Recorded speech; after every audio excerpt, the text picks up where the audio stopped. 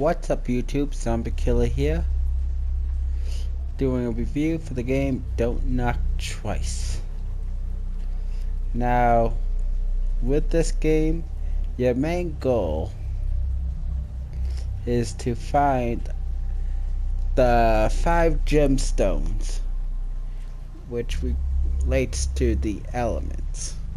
There's a pentagram somewhere in here, and you gotta find the 5 gemstones that goes for each element of the pentagram. When you find all 5, then you can confront the final part and win the game. Without all 5, you cannot win, so you gotta try to move around the house. You will get items like a flamethrower that's only useful for certain parts. Once you get past the puzzle part, the fire goes out, and as you see, you can't use it. And your goal is to navigate through this house and try to find stuff in the room.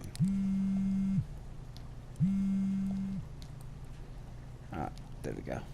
Don't want any potential story spoilers, but you can enter these rooms and you'll find the parts in between these rooms and stuff, so keep looking and you'll find it. There can be pictures that will help hint towards where one of the gemstones are. There was a picture here, I threw it away so that way it would not contain any spoilers, in case if you guys want to try to figure it out for yourself. But you have a candle that you can use. You can play this game in VR and non-VR. Personally, I believe the PS4 controller to be the best, but it's up to you.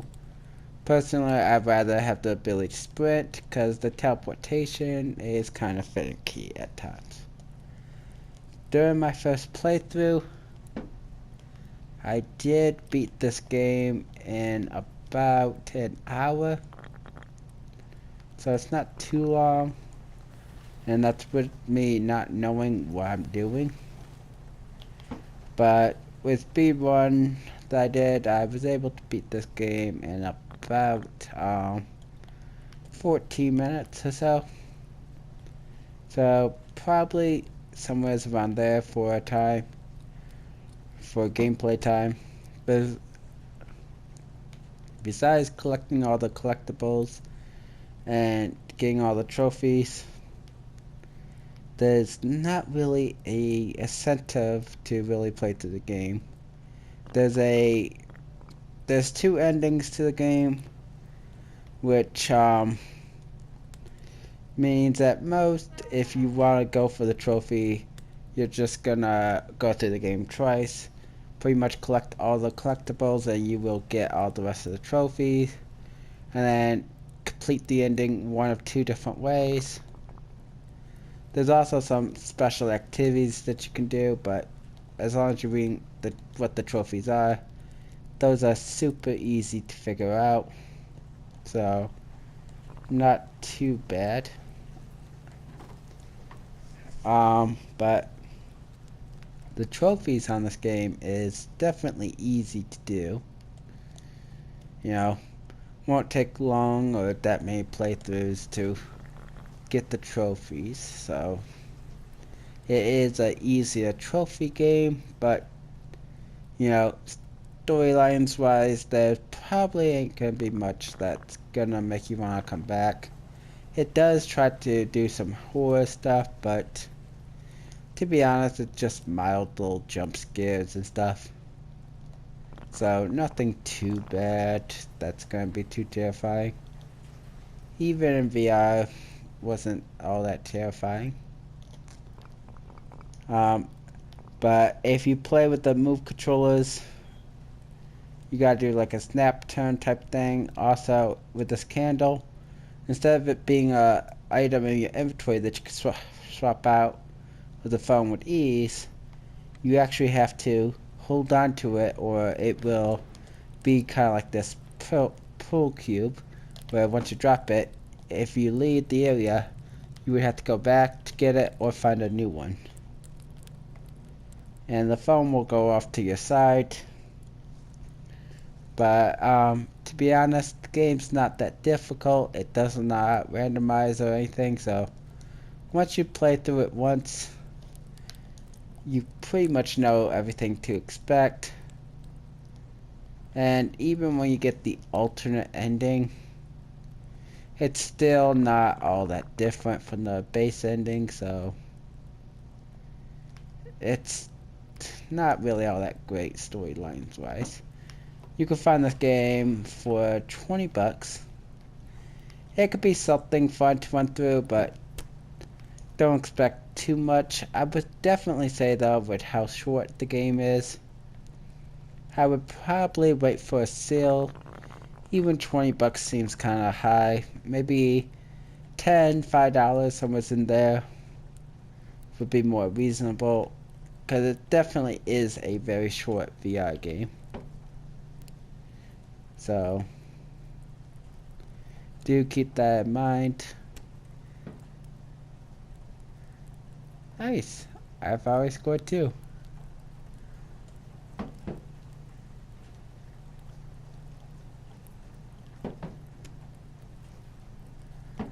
This is how we play pool nowadays.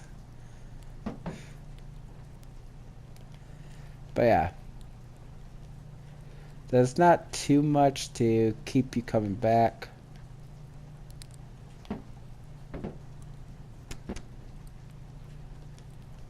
And, you know, it's pretty much, you know, it might be a little bit of fun watching somebody else run through it.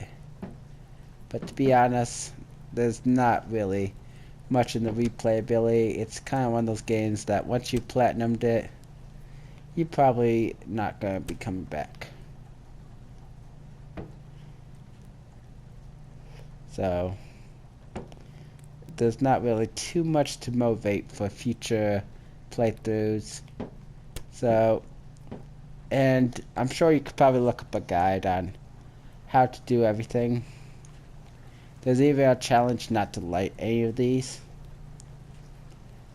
What you could do for a trophy, where you have to just go through the game without lighting a single torch, which is still pretty easy. But, you know, that for one of the trophies. But to be honest, you could beat the trophies within like 2 gameplays if you don't mind looking up where all the collectibles are.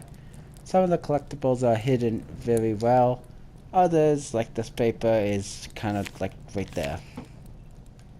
And to grab these paper collectibles, just pick them up. There'll be little dowels hiding around. Just pick up those dowels and just throw them down on the ground. They break. And then right there's a collectible. So not really too much of extra stuff in the game.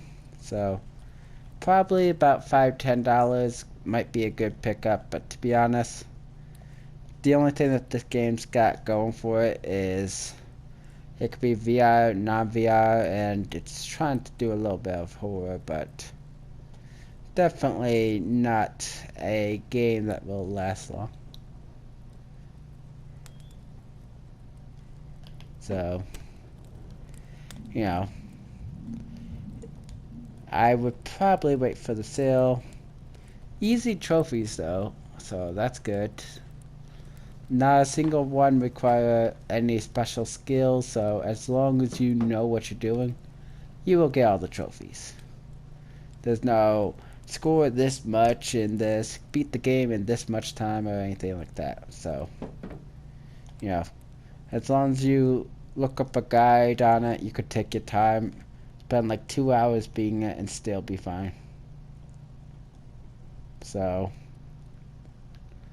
you know, there's not too much in replayability.